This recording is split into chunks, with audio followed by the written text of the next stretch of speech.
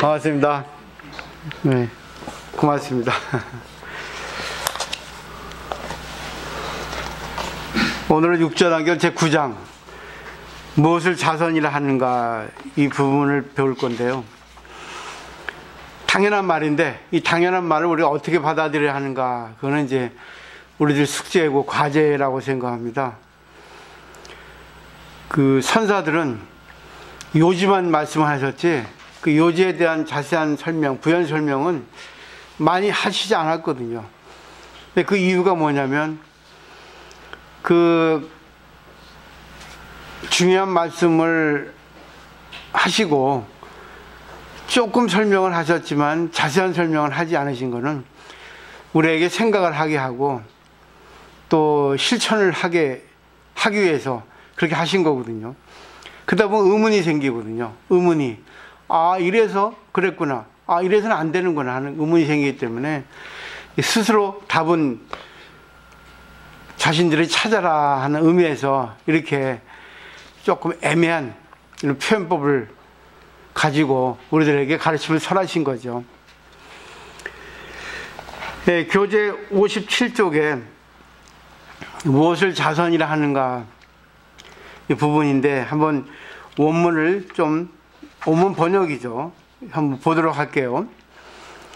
선지식들이여, 이 본문에서 말하는 좌선은 원래 마음에 집착하는 것도 아니요 깨끗함에 집착하는 것도 아니고 몸을 움직이지 않는 것도 아니다.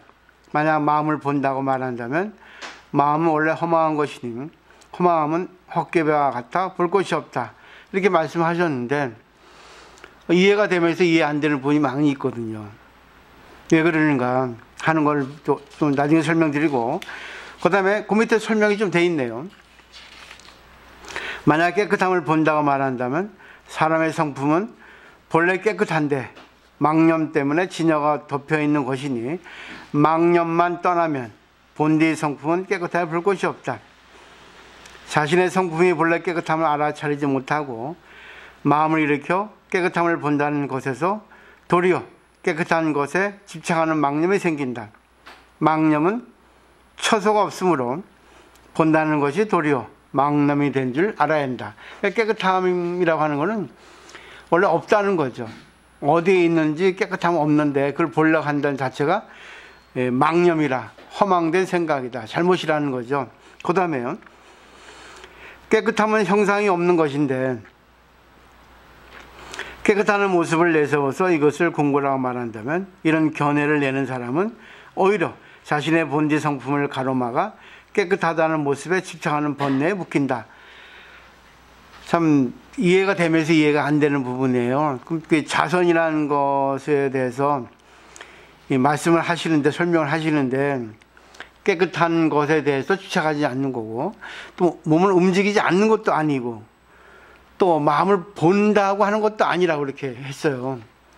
그 이유가 무엇인가 이제 설명을 드리는 겁니다. 왜냐하면 우리가 깨끗한 걸 설명하면 반대로 더러운 것에 상대해서 생각하기 때문에 깨끗한 것을 찾았다 하더라도 그런 자기 그 지식으로, 지견으로 찾는 거기 때문에 안 된다는 거죠.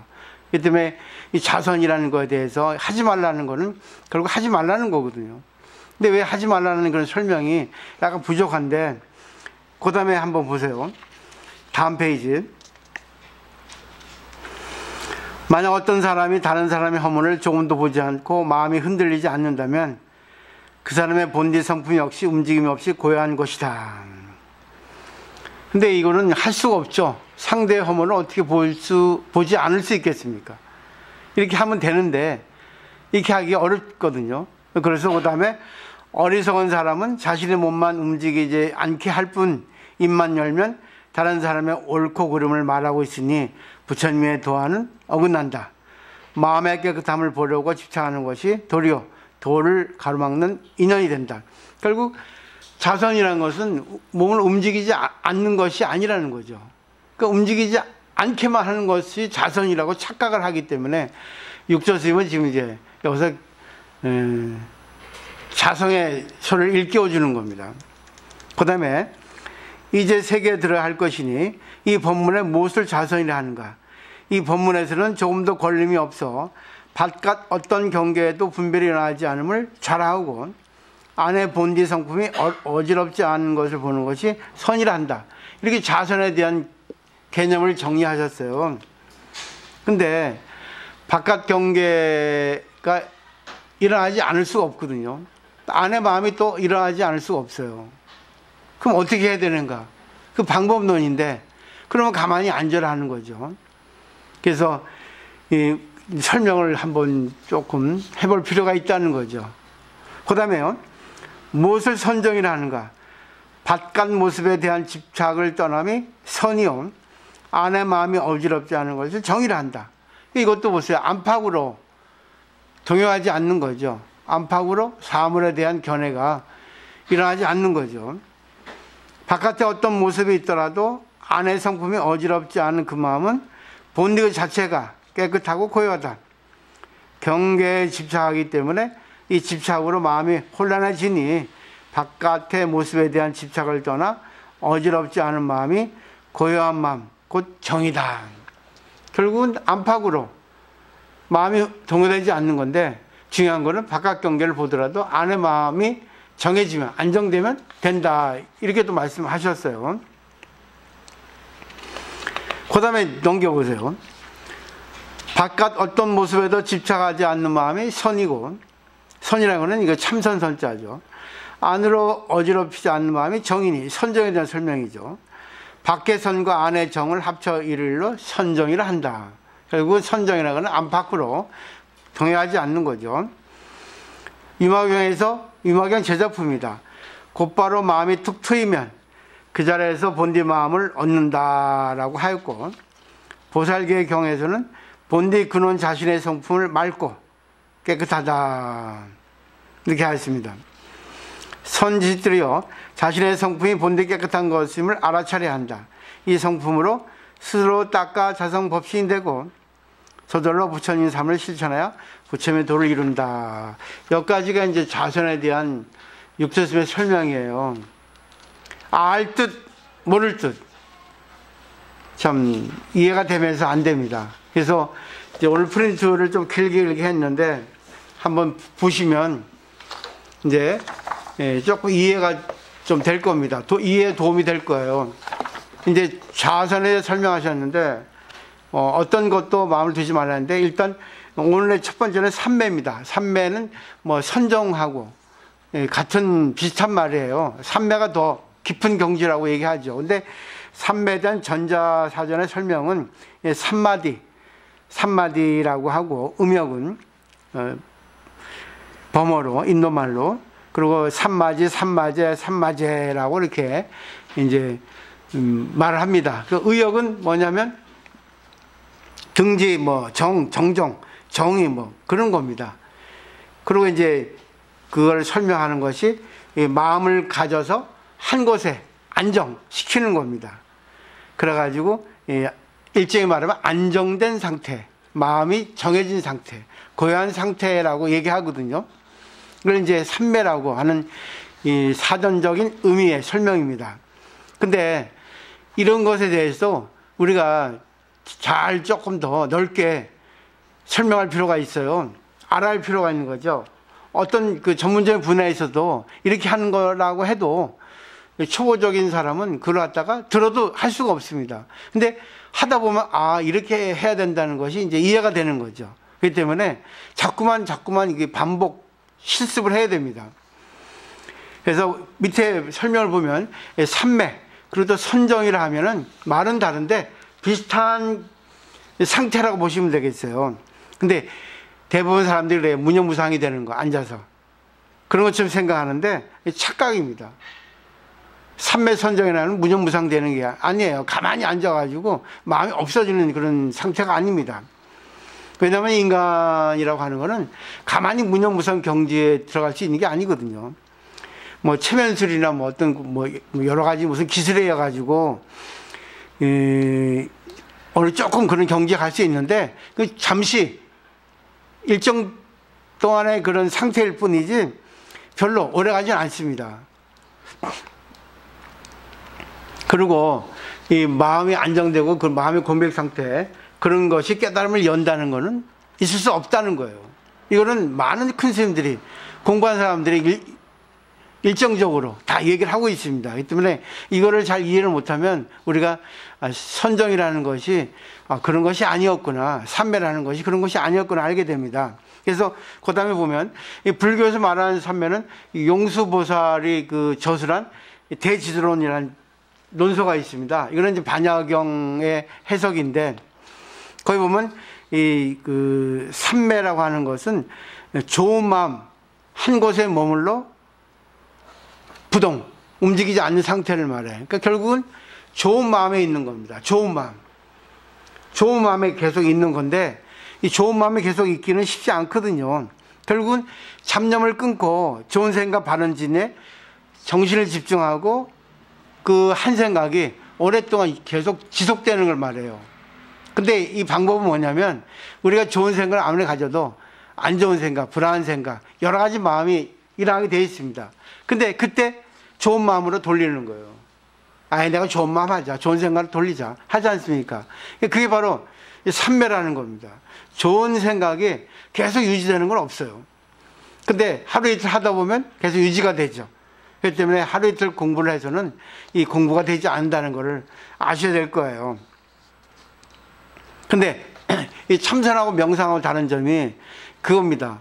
이 명상이라는 거는 그냥 그 표면에 있던 걸 갖다 생각할 뿐이고, 그 참선이라는 거는 온 생각을 집중해가지고 그 안에 더 깊은 마음으로까지 들어가는 거예요.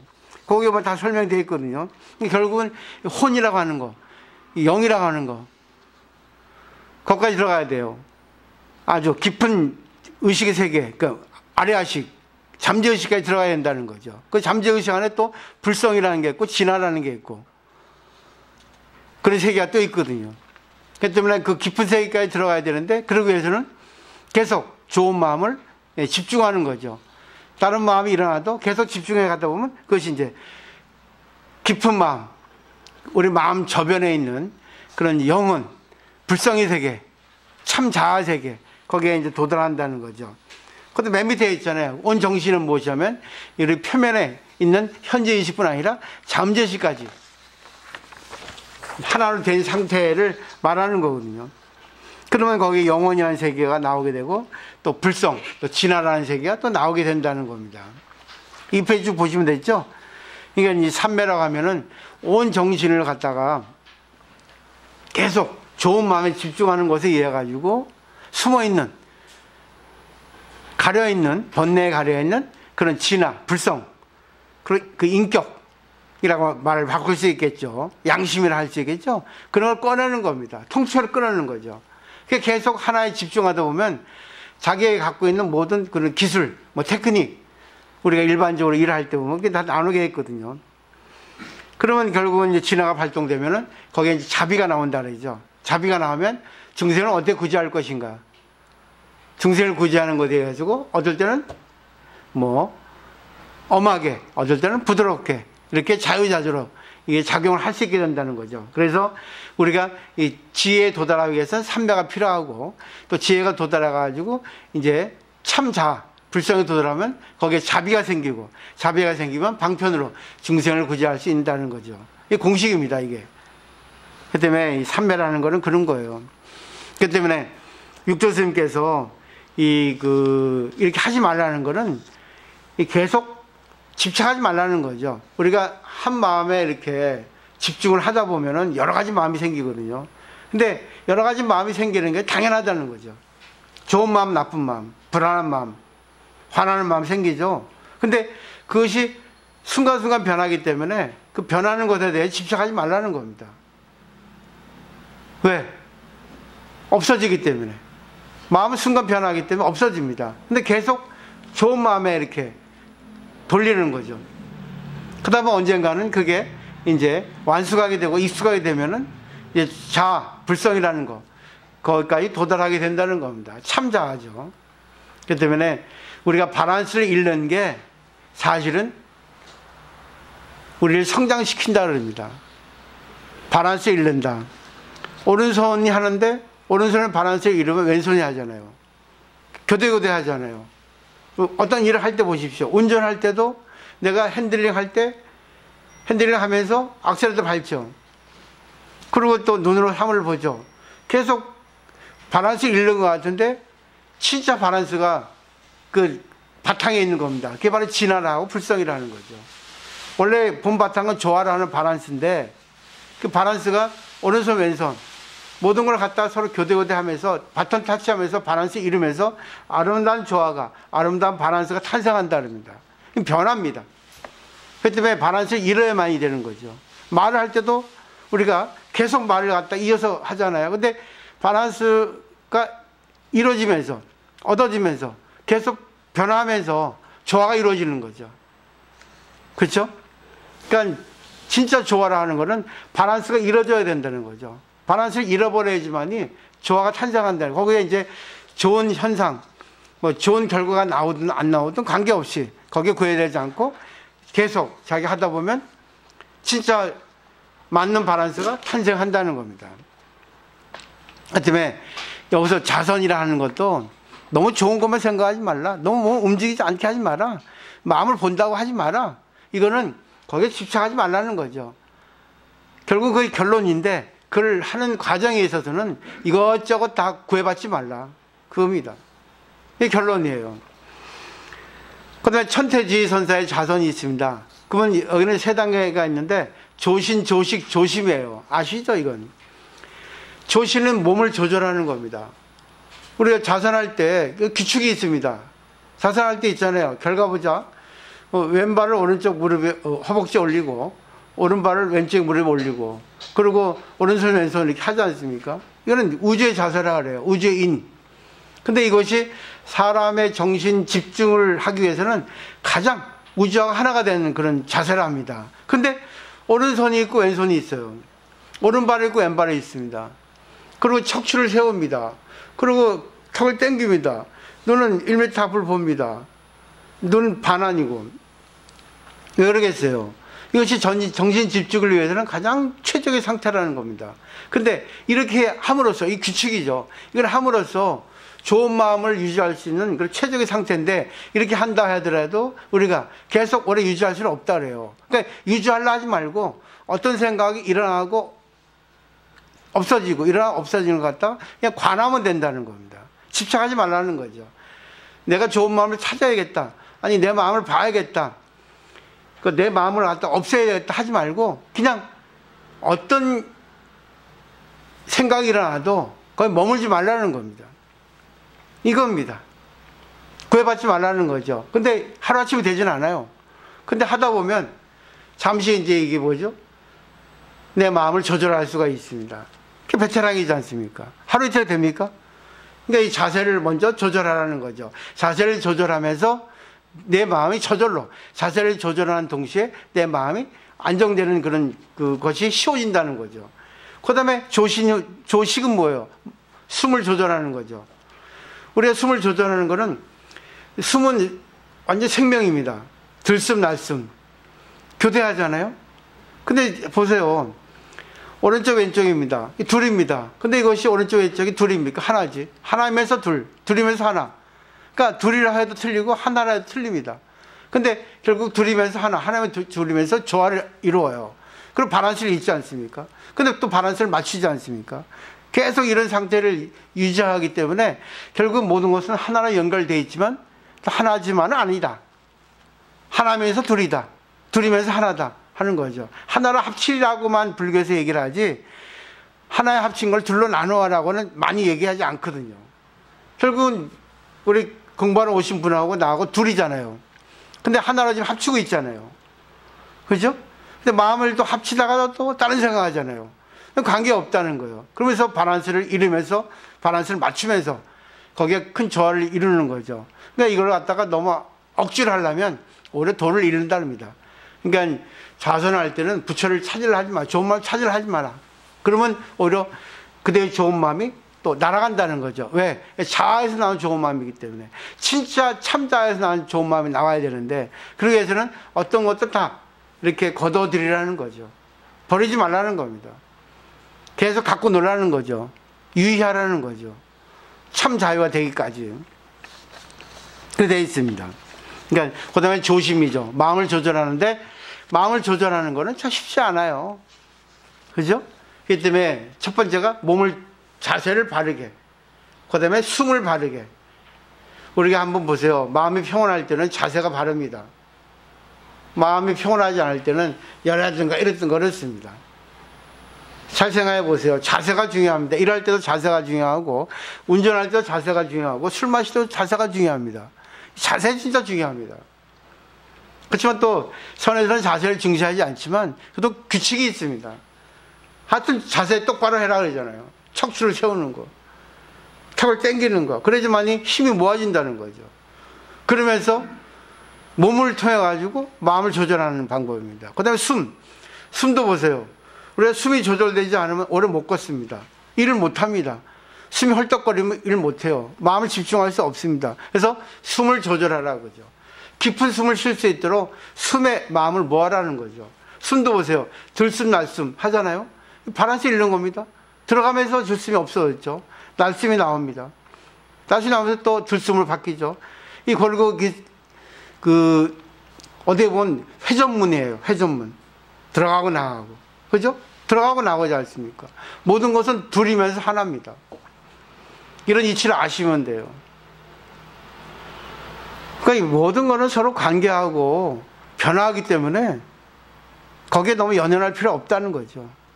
어떤 안 좋은 상태가 생겨도 그거를 잘 보면서 내가 또 어떻게 또 관계하느냐에 따라서 또 어떤 변화가 또 생길 수 있을지도 모릅니다, 전혀.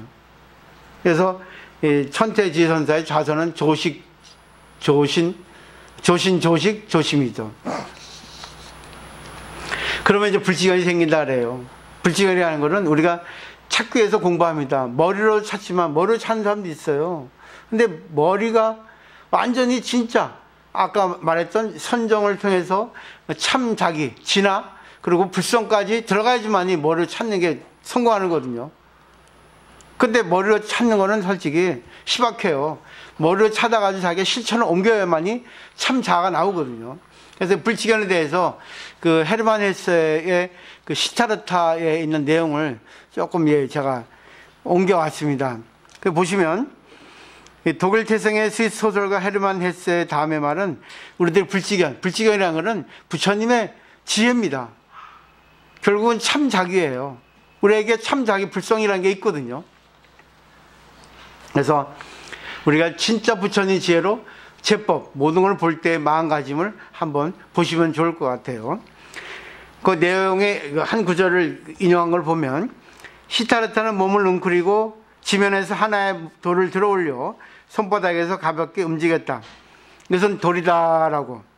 그를 가지고 놀면서 말했다. 돌은 아마도 일정 시간 안에 흙이 될 것이다. 흙에서 식물 혹은 동물 혹은 인간이 탄생할 것이다. 옛날이라면 나는 이렇게 말했을 것이다. 이 돌은 단지 돌에 지나지 않는다. 가치 없는 것으로 미혹의 세계에 속하고 있다. 그러나 이 돌은 변화의 순환하는 사이에 인간이나 또 정신으로도 될지 모르기 때문에 그래서 이것에 가치를 둔다. 이전이라면 나는 아마 이렇게 말했을 것이다. 그러나 지금은 난 이렇게 생각한다. 이 돌은 돌이다. 동물이기도 하고 신이기도 하고 불타이기도 하다. 내가 이것을 숭상하고 사랑하는 것은 이것이 언젠가 이것이나 저것이 될 수 있기 때문이 아니라 쭉 전부터 그리고 늘 일체이기 때문이다. 이것이 돌이고 오늘 지금 나에게 돌로서 나타나고 있게 난 이것을 사랑하고 그 문이나 움푹 들어가는 곳에 모든 것 안에 황색 안에 회색 안에 단단한 마음에 두드리면 저절로 바라는 울림 안에 그 모습에 그 습하고 건조한 그 정도 안에 가치와 의미를 본다. 여기까지가 그 1절입니다. 결국은 변화한다는 거죠. 공간, 시간입니다. 원자가 윤회한다는 거 아시죠? 원자가 윤회하기 때문에 우리는 늘 변화합니다. 돌로도 또 동물로도 인간으로도 정신으로도 다 원자니까. 근데 여기서 마지막이 뭐냐면 일체즉 일즉다 다지기입니다. 하나가 여러 가지를 품고 있고 여러 것이 하나를 품고 있다. 내 속에 상대가 있고 상대 속에 내가 있다 그겁니다. 하나이면서 둘이라는 겁니다. 이 말이 소설가가 썼습니다. 불교를 공부하지 않아도 뭔가를 깨달은 사람들은 이렇게 아주 깊은, 높은 견지가 있다는 겁니다. 그 다음에 이제 그 밑에는 제가 설명한 건데, 여기서 나오는 시타르타 주인공은 부처님을 그린 게 아닙니다. 부처님을 비방합니다. 아니, 부처님을 갖다가 조금 매도하죠. 그런 형식적인 글 갖고 가르치지 말라. 형식을 초월한 그 안에 진짜 우주의 진리가 있다. 이렇게 얘기했거든요. 결국은 모든 건 변화한다는 거죠. 변화하면서 내가 동물이 되기도 흙이 되기도 하고 물이 되기도 하고. 왜? 원자 윤회니까. 근데 그건 알 수 없지만 결국은 마지막 뭐죠? 내가 지금 상대하는 상대, 관계하는 어떤 무슨 뭐 무기질이라도 나하고 인연되는 모든 것이 부처라는 거죠. 계속 윤회하면서 내 앞에 있다는 거죠. 그러니까 나는 꽃에도 나는 부처를 볼 수 있고, 술 한 잔에도 부처를 볼 수 있고, 밥 한 그릇에도 부처를 볼 수 있고, 자동차에서도 부처를 볼 수 있는 그런 자기가 되면은 난 항상 부처와 관계를 하고 있다. 그러면 상대가 아무리 안 좋은 행동하더라도 연민심이 생깁니다. 화가 나는 게 아니고 승질이 나는 게 아니고 나더라도 내가 깨달음을 돌리면 그 순간 바란스를 잃는 거죠. 이러면서 조화를 이루는 거죠. 결국은 바란스를 잃는 거는 자기 성장입니다. 그러니까 요즘에 그 화가들 보세요. 뭐 옛날에도 그랬지만은 그 구도라는 게 있지 않습니까? 그림은. 근데 요즘 화가들은 구도를 벗어나잖아요. 점을 막 이상하게 찍고 나서 거기에 뭐 부조화 한 조화를 이루지 않습니까? 뭐 고흐나 뭐 피카소나 그런 그림을 봐도 이거 무슨 그림이 할 정도로 결국 조화가 깨진 그곳에 진짜 조화가 살아있다는 거죠. 결국 조화는 인간이 약속이 만든 조화지 인간의 약속을 초월한 조화가 있다는 거죠. 그걸 지금 현대에서는 바라고 있다는 겁니다. 그렇기 때문에 항상 창조를 갖다가 계속 주장하지 않습니까? 그 창조를 위해서 호기심이 없으면 안 된다는 거죠. 계속 나이를 들수록 새로운 것에 대한 도전이 필요하다는 겁니다. 이 불교는 얘기를 하고 있거든요. 그래서 우리가 선을 배울 필요가 있다는 거죠. 선을 배우기 위해서는 어떤 곳에도 좋은 걸 찾아라. 아니, 그것이 좋은 것인데 세상에서 좋은 것이 아니지 않습니까? 근데 그 좋지 않은 곳에 좋은 것을 볼 수 있는 내가 돼야 된다는 거죠. 그게 바로 바란스를 이루면서 바란스를 조화시키는 그런 걸 할 수 있겠죠. 육조당경의 육조스님의 가르침은 대승입니다. 근데 대승과 소승의 차이를 얘기하는데 육조스님은 소승의 선정을 비판하는 겁니다. 그런 견지에서 지금 대승의 대승의 좌선에 대해서 지금 극구 주창하고 계시는 거예요. 그래서 세 번째는 대승과 소승의 차이가 뭐냐? 이 삼공이라는 게 말씀입니다. 세 가지 공이라는 게 있는데 첫 번째가 아공, 두 번째가 법공, 세 번째가 구공입니다. 금강의 요지는 파이집, 현삼공이라 하죠. 이 집은 아집, 법집을 부숴서 삼공을 나타낸다, 드러낸다 이렇게 요지를 얘기하고 있거든요. 그러면 이 집이 뭐겠어요? 아집, 법집입니다. 나에 집착하고 상대에 대한 집착이죠. 결국 내가 집착하기 때문에 상대에 집착하죠. 근데 첫 번째가 소승은 아공만 있습니다. 나를 비우는 거예요. 그러니까 상대가 어떤 행동을 하더라도 내 마음을 비우니까 없다. 아무 일도 생기지 않습니다. 그리고 소승은 자기 인격 완성을 추구합니다. 그렇기 때문에 아라한의 경지까지 오를 수밖에 없어요. 중생이 어떻게 하는 관계 없습니다. 우리나라 불교가 대체 여기에 속합니다. 대승이라 하지만 결국 소승입니다. 중생 구제에 별로 여력이 없어요. 능력이 없습니다. 솔직히 말해서. 네, 자기가 중생 짓을 안 해봤기 때문에, 숨어서 하기 때문에 그걸 감추려 하거든요. 왜? 나는 아란이다. 나는 허물이 없다. 난 욕망이 없다. 번뇌가 없다. 이렇게 많은 스님들이 표방하기 때문에 그렇습니다. 대승은 아공은 기본이고 법공, 구공까지 있습니다. 법공은 상대에 대한 견해도 비워버리는 거죠. 그리고 구공은 뭐죠? 아공, 법공까지 다 초월하는 겁니다. 이것이 바로 삼공이에요. 그러니까 소승하고 대승의 차이는 써놨죠. 소승, 대승. 소승 불교는 자기의 인격 완성만 위해서 공부하는 거고, 대승은 중생구제를 위해서 하는 겁니다. 중생구제를 위해서는 기다려 내가 다. 오늘 오신 거 아니에요? 송당고사님 바쁘신데 일부러 오신 거 아니에요? 저를 힘주기 위해서. 안 그럽니까? 얼마나 바쁘시겠어요, 요즘에. 그죠? 예. 저번 주에 울산에 계셨다 하잖아요. 바쁘시잖아요. 사업하시니까. 그래도 이렇게 와주셔서 고맙습니다. 제가 요즘 힘들다고 아시니까 그런 거 아니에요. 그래서 저도 힘들어요. 근데 또 지금 시간이 좋아요. 책을 많이 볼 수 있으니까. 시간이 여유가 있으니까. 그래서 이런 것도 준비해 드리는 거죠. 수요일 날은 공부한 시간, 또 토요일 날은 공부한 시간이니까. 일주일에 2번만 하면 되니까 제 나름대로 연구를 많이 할 수 있으니까 또 좋은 것 같아요. 그렇게 생각 안 했는데, 저도 이제 사회 살다 보니까 중생이 돼서 돈, 신도, 명예, 지위지, 이런 것만 생각하게 되더라고요. 근데 코로나로 인해서 힘든 상태에 이게 직면하니까, 그건 아니다. 내 본래 모습으로 돌아가자. 옛날이나 지금이나 다를 게 뭐가 있나. 저는 그랬어요. 시간이 우리는 과거에서 현재로 온다 하잖아요.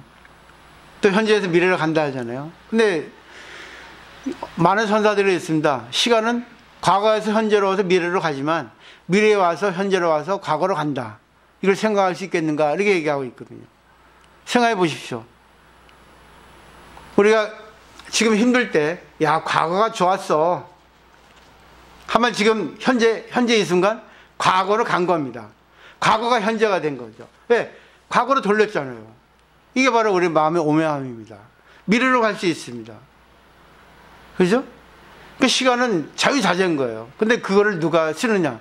내가 쓴다는 거죠. 현실적으로는 있을 수 없는 일입니다. 근데 우리 마음은 과거로 갈 수 있어요. 옛날에 그랬지 하고. 현재 됐지 않습니까? 그럼 현재 이걸 가지고 그 미래도 내가 연결시켜보자 할 수 있거든요. 이게 깨달음입니다. 사실은. 마음대로 하는 거죠. 그 다음에 이제 수타니파타의 행복론은 결국은 대승입니다. 수타니파타에도 이런 대승의 가르침이 있거든요. 눈에 보이는 것이나 보이지 않는 것이나 멀리 있는 것이나 가까이 있는 것이나 이미 태어난 것이나 앞으로 태어난 그런 것에 대해서 살아있는 모든 것에 대해서 행복하라. 이 대승이거든요. 그건 오신 거 아니에요. 저를 행복하게 해주기 위해서, 또 자신의 행복을 위해서. 그러니까 많은 철학자들도 심리학자 얘기합니다. 자신이 진짜 행복하기 위해서는 남을 위해서 살아라 그겁니다. 근데 일반 세상 사람들은 명예, 지위, 돈 그런 것만 추구하죠. 근데 그것을 얻을 수 있는 사람은 불과 몇 사람 안 됩니다. 자기 하고 싶은 거 할 수 있는 사람 몇 사람 안 돼요. 근데 자기가 지금 형편이 어려워도 아파도 행복해질 수 있는 것이 있습니다. 그 마음입니다. 나도 그렇지만 상대도 그러니까 남을 위해서 내가 해줘야 되겠다. 이렇게 생각하면 그 순간 행복은 나타난다는 거죠. 파랑새는 어디 있습니까? 자기 마음에 있는 거죠. 그 마음을 쓰는 법을 여기서 말씀하시는 겁니다. 그 다음에 이제 소승에 대해, 가르침에 대해서 유마경을 인용해가지고 소승 가르침, 대승 가르침의 차이입니다. 이마거사는 대승 불교의 인물이고, 사리부는 소승 불교의 주인공을 할 수 있거든요. 근데 사리부는 대단한 학자고, 진짜 대단한 아라한인데, 이마경에서는 사리불이 비난을 받습니다. 이마거사한테. 그러니까 출가하지 않은 거사님한테 출가 전문가 수행자인 아라한인 사리불이 욕을 먹습니다. 가르침을 받아야 한 수 배우죠. 보세요.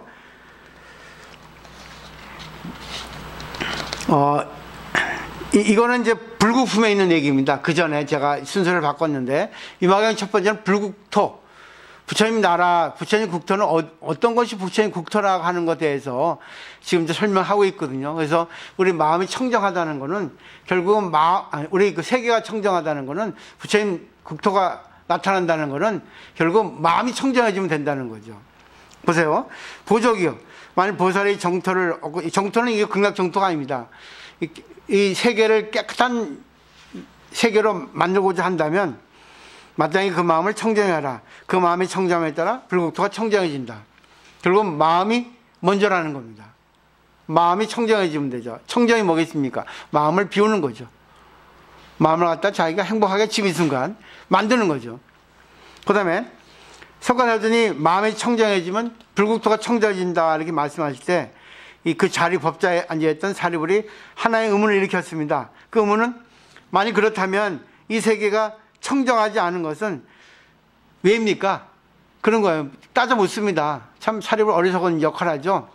석가사전님이 보살의 수행을 하셨을 때 그 마음이 청정해야 되는데 그 마음이 청정하게 안 되었기 때문에 이 세계가 청정하지 않지 않습니까? 이런 실문이에요. 그러니까 보살 때 세존의 마음이 청정하면 이 사바세계는 청정할 것입니다. 근데 이 사바세계는 청정하지 않습니다. 왜 그런 겁니다. 이렇게 생각한 겁니다. 욕먹을만 하죠. 거기에 대해서 네 번째 줄 보시면 석가사전 사리불 생각을 철치 알아차리시고 그게 말씀하셨습니다. 사리불아, 해와 달이 청정하지 않아서 맹인에게는 보이지 않는 것인가? 아니요, 세존, 보이지 않는 것은 맹인의 탓이지 해와 달의 탓이 아닙니다. 사리불아, 열의 불국토의 엄정함을 보지 못하는 것은 중생 측의 책임이 있다. 열의 책임은 아니거든. 사리불아, 나의 불국토는 청정하다. 그 더러운 사람에게는 그것이 보이지 않을 뿐이다. 이런 뜻입니다. 참 멋있는 비유죠. 부처님은 청정해도 중생이 청정하지 않은 건 중생의 문제지 부처님 문제가 아니라는 겁니다. 그때 나악의 범왕이라는 범천이, 이 범천은 하나가 아닙니다. 브라ಹ만이죠. 수없이 많은 범천이 있어요. 그러니까 여러 이름이 나옵니다. 이 나악의 범왕이라는 범천이 옆에서 부처님을 도와주었어요. 사리불, 그런 식으로 생각해서는 안 됩니다. 이 불국토는 청정하지 않다고 말해서는 안 됩니다. 내가 보고 있는 석가부처님의 불국토는 저 자자천의 궁조처럼 청정합니다. 낙의 범왕도 청정한 걸 보는 거죠. 왜? 마음이 청정하니까. 근데 내가 보고 있는 국토는 높은 곳이 있고 구멍이 나 있고 진흙이 있고 돌이 있고 부정입니다. 사리불 얘기했습니다. 나는 안 그런데요? 넌 차별의 눈을 보니까 그런 거예요. 그것은 당신의 마음속에 높고 낮음이 있고 일체를 평등해 보는 부처의 지혜가 없기 때문이다. 부처의 지혜를 가지고 보면 이 불국토가 청정해 보이는 것이다 라고 또 낙의 범왕이 얘기했습니다. 그러니까 금강경에 들어있죠. 무유고화 안욕따라 삼막삼불이지. 높고 낮음이 없는 것이 바로 안욕따라 삼막삼불이라. 그 다음에 두 사람의 대화를 들으면서 부처님께서 자신의 발가락으로 대지를 누르십니다.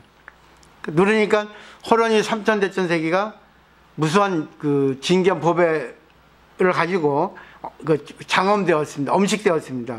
그것을 보고 사람들은 놀라죠. 또 자기들까지 보배를 장식된 연꽃이 암자에 있는 것을 알았습니다. 그건 부처님의 이실력은 대단한 거죠. 왜? 부처님하고 인연된 거, 부처님 법하고 인연된 거, 그 순간뿐은 우리가 이렇게 장엄이 된다는 겁니다. 왜 그러겠어요? 부처님 가르침 덕분에 내 마음은 더러울지 몰라도 순간 부처님 가르침에 인연이 되는 그 순간만큼은 지금 부처님의 이실력, 경의 힘으로, 진리의 힘으로 엄식되는 거죠. 그 다음에 부처님이 사리불에 말씀하셨습니다. 그들은 이 불국토의 장엄함을 보았는가? 네, 보았습니다. 이런 아름다운 불국토는 지금까지 나는 본 적이 없습니다. 들은 적도 없습니다. 라고 이렇게 했는데, 사리불은 참 여기서 좀 그런 역할을 해요. 그 다음에 이제 부처는 사리불에게 또 가르치셨어요. 나의 불국토는 항상 이와 같이 청정하다. 그러나 능력이 하하라는 사람에게 처음부터 청정의 불국토를 보이면 스스로 국토를 청정하게 하지 않는다. 그래서 나는 더러운 국토를 보이고 있는다. 청정하지 않은. 예를 들면 천인은, 하늘 사람은 보배 식기를 가지고 같이 식사를 하지만 각자의 복도에 의해서 맛이 다르다. 그것과 마찬가지로 사리불이여, 만일 그 사람의 마음이 청정하면 즉 이 세계의 장엄함을 볼 수가 있는 것이다. 똑같은 자리에 있어 불평하는 사람이 있고 감사하는 사람이 있습니다. 누구 탓이겠습니까? 본인의 탓이죠. 유마경이라고 하는 것은 이렇게 대승불교의 가르침을 가지고 소승불교를 비난합니다. 유마경이 처음 대승불교로서 탄생한 거거든요. 이 때문에 소승불교를 누르지 않으면 안 됩니다. 그 밑에 한문은 결국은 우리가 청정함을 보지 못하는 것은 내 마음일 뿐이라는 거죠. 모든 것이 다 청정한데 원래는 인간이 분별이 생겨서 옳고 그름을 갖다가 나눠볼 뿐입니다. 한번 생각해 보십시오. 사법계에 있어서 어떤 사건이 생겼습니다. 요즘 막 그냥 사건 사고 많이 생기지 않습니까? 근데 한쪽에서는 좋게 얘기하고 한쪽에 나쁘게 얘기합니다. 요즘은 무슨 뭐 법무부 장관에 대해서도 그렇고 좋게 얘기하고 나쁘게 하고, 또 무슨 뭐 법무부 차관 그 문제 일으킨 뭐 김학인 그 사람에 대해서 좋게 얘기하고 나쁘게 얘기하고 그렇습니다. 법조계도 보면은 하나의 사건을 놓고 변호사는 좋게 얘기합니다. 검사는 나쁘게 얘기합니다. 어느 것이 옳은지 그런지는 모릅니다. 그걸 갖다 조절하는 게 판사겠죠. 근데 판사도 다 옳은 판사만은 아닙니다. 어느 쪽에 서 있는가에 따라서 판사도 기울어지겠죠. 인간은 어쩔 수 없습니다. 분별이라는 의식이 있기 때문에. 분별. 그래서 분별을 갖다가 초월해야 되는데, 분별을 초월하기 위해서 분별을 없애라 하는 것은 그건 소승입니다. 분별을 없애면 진짜 분별이 나오지 않거든요. 분별을 갖다가 바란스 일해야만이 진짜 분별이 나옵니다. 분별을 없으면 분별이 죽어버립니다. 그죠? 분별 작용이 없어져요. 그러면 그거는 소승불교밖에 안 됩니다. 내가 무엇이 옳고 무엇이 그른가 올바르게 나와 상대 어떤 일에 대해서 살릴 수 없게 되거든요. 이게 대승불교 소승불교 차이가 그렇습니다. 그 다음에 이제 대승이 소승을 꾸짖습니다. 이 부분이 이제 대승과 소승의 차이점을 얘기하고 있거든요. 근데 소승의 주인공은 사리불이잖아요. 사리불은 그냥 좌선하면서 무념무상이 되려 한 거예요. 이게 바로 이 소승의 좌선이거든요. 근데 육조스님은 대승이기 때문에 지금 오늘 가르치신 내용도 대승으로 받아들여야 됩니다. 그 정리는 이제 나중에 하고. 보세요. 유마경 제작품에 있는데 이 사리불이 유마의 거상한테 혼난 얘기를 부처님께 보고합니다. 일전에 제가 자선하고 있을 때 유마거사 차자 이렇게 말했습니다. 사리불 존자, 자선이라는 것은 단지 앉는 것만 아니다. 신신멸각의 경지에 들어간 채, 신신멸각이라는 것은 마음을 잠깐 멍하니 내려놓은 채, 없애려고 한 채, 그 마음을 갖다 하나에 집중한 채 귤에 맞는 행동하는 것이 좌선이다. 재밌죠? 깨달음을 얻은 채 범부에 행동하는 것이 좌선이다. 마음을 내면에 머물지 않고 외계의 사항에 의해 휘둘리지 않게 하는 것이 좌선이다. 근데 육조심은 이거 반대 얘기를 했거든요. 근데 이렇게 하기 위해서 기본으로 먼저 얘기하는 겁니다. 번뇌를 끊지 않은 채 열반에 들어가는 것이 좌선이다. 그것이 부처님이 가르친 좌선이다. 결국은 둘이 아닌 겁니다. 둘이면서 하나입니다. 하나면서 둘입니다. 대승은 결국은 번뇌를 살리는 겁니다. 번뇌를 없애는 게 아닙니다. 번뇌를 소중합니다. 욕망을 소중합니다. 세간에 있는 모든 걸 갖다 자기가 잘 컨트롤하는 겁니다. 이 참 멋있는 불교예요. 이런 불교가 있어야 되는데 우리나라는 아직 이런 불교가 내가 볼 때는 거의 없어요. 형식적입니다. 그걸 갖다 타파해야 됩니다. 그래서 진짜 공부 잘하는 거사님들 나오셔야 돼요. 저는 힘 없어요. 너무 딴지에 걸려가지고 지금은 이제 쓰러지기 일보 직전이거든요. 힘이 없어요. 도와준 사람이 없어요. 그럼 결국은 뭐겠어요? 뭐 글로 하는 거죠. 강의 인원 있는 공부를 하는 거죠. 그래서 부단 번뇌 이입멸반이라는 거. 이 대승불교의 진짜 아주 포인트입니다. 번뇌를 끊지 않고 열반에 들어간다는 거죠. 번뇌는 결국 욕망이에요. 탐진치 참동, 욕심, 화내는 거, 어리석은 거 다 필요하다는 겁니다. 거기서 바란스 이루면서 바란스 얻는 거예요. 나쁜 거 없습니다, 세상에는. 근데 이 세계는 나쁜 게 좋은 게 있죠. 그렇기 때문에 그것은 나머지 이제 설명하는데, 그 다음에 이제 마도도의 선사의 마전이라는 거 알죠? 마전은 그 귀합장을 간다, 한문투입니다.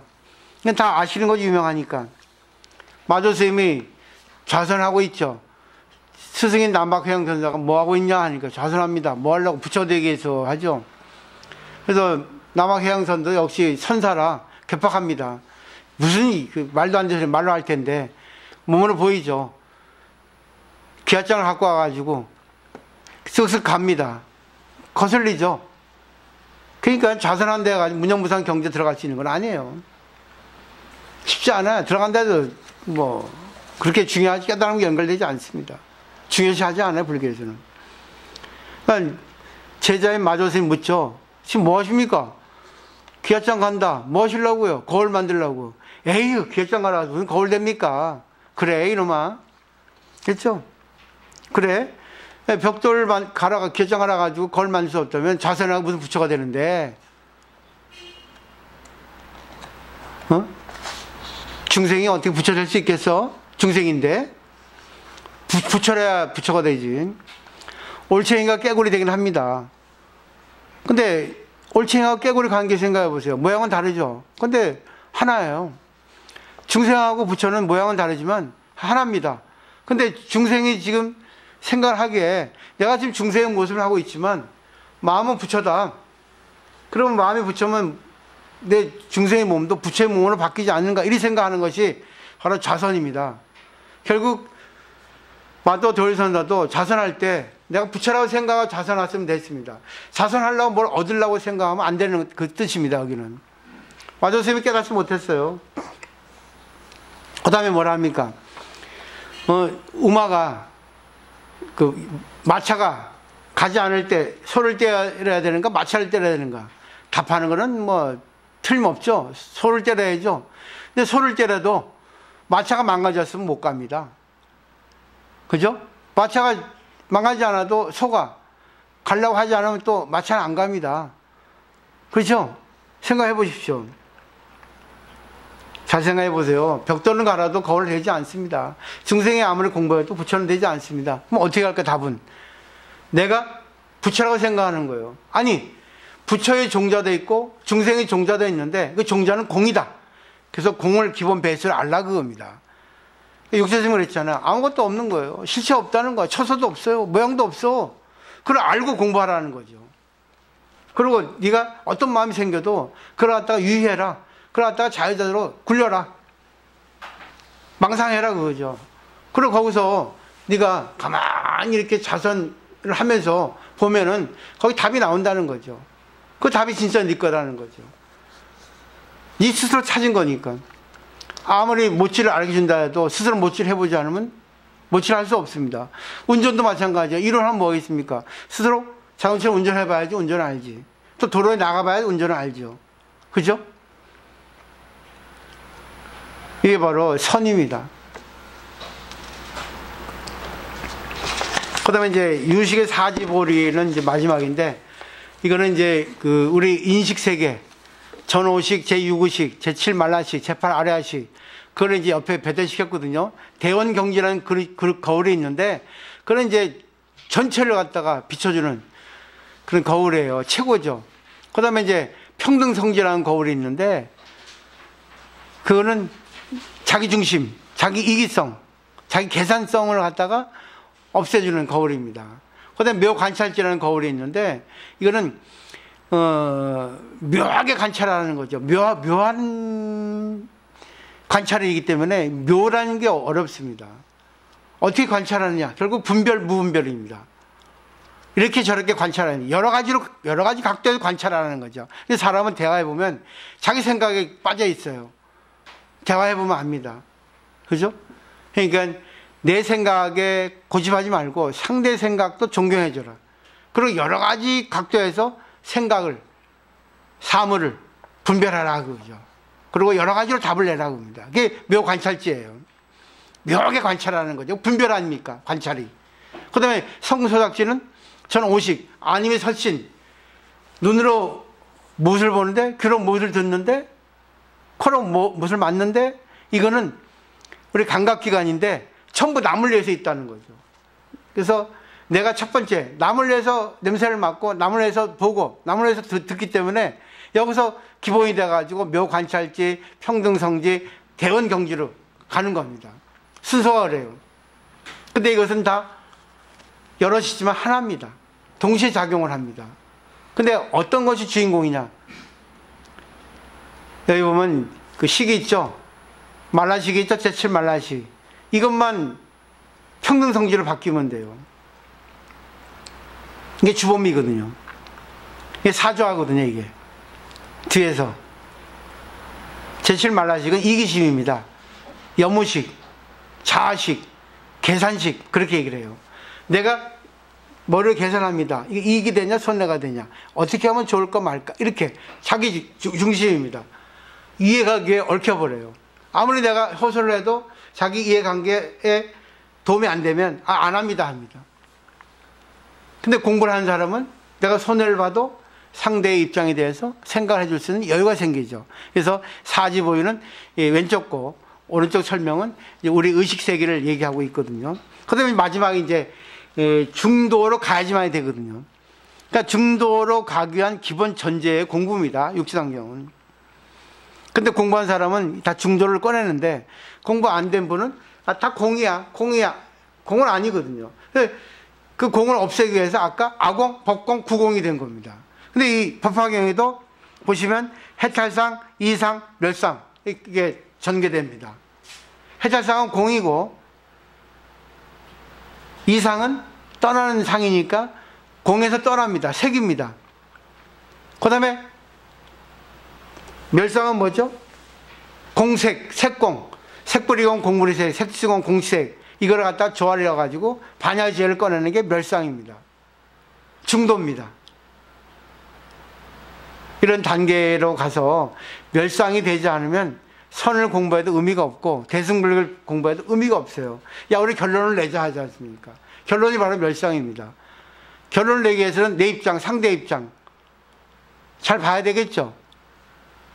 내가 손해보더라도 이걸로 결정하는 게 낫다. 지도자는 이렇게 생각하죠. 그죠? 이 바로 대승불교의 중도론입니다. 그다음에 한쪽에 치우치면 안 되는 거죠. 내 입장도 중요하지만 상대의 또 중요하거든요. 내 입장을 주장하는 건 색이고 상대의 입장에 대해서 귀를 기울이는 건 공이고 내 입장을 내려놓는 것도 공이고 결국 계속 이렇게 망상하는 겁니다. 분별해야 됩니다. 분별을 즐겨야 돼요. 분별을 즐기지 않으면 안 됩니다. 그래서 법성계에도 있잖아요. 파식 망상 뭐죠? 필부득 맞죠? 파식 망상 필부득은 이 공부 안 한 사람은 망상을 쉬지 않으면 진리를 얻지 못한다. 반드시 이렇게 해석을 해요. 참 그게 아닙니다. 참 그 의상조사가 멋지게 그 글을 썼어요. 파식 망상 필부득은 망상을 쉬지 못하는 게 반드시 얻지 못한다는 거죠. 망상은 쉬면 안 된다는 거예요. 대승불교에서는. 번뇌를 쉬면 안 된다는 거예요. 번뇌가 반드시 지혜가 된다. 그래서 번뇌직 불입니다. 생사직 열반입니다. 세상에 나쁜 건 없어요. 불교의 가르침에서는. 근데 세상에는 좋고 나쁜 게 있습니다. 그러니까 세간지, 출세간지 잘 고루고루 진재속죄를 잘 이렇게 분별해서 거기에 중도를 나누셔야 돼요. 그래서 속죄, 진재, 제1위제 이렇게 얘기를 합니다. 거사님들이 하셔야 돼요. 보사님도 하셔야 되지만 힘이 거사님들이 더 많아요. 물론 제일 중요한 거는 보사님들이지만 하여튼 뭐 누가 하느냐에 따라서 이 세계가 불국토가 빨리 되냐 늦게 되냐 그 차이입니다. 그래서 저는 제가 힘이 다 하는 한, 인연 다 하는 한 이렇게 열심히 전해드리려고 하는 거죠. 오늘 와주셔서 고맙습니다. 그리고 여기 이제 연결시켜 보시면 답이 나오거든요.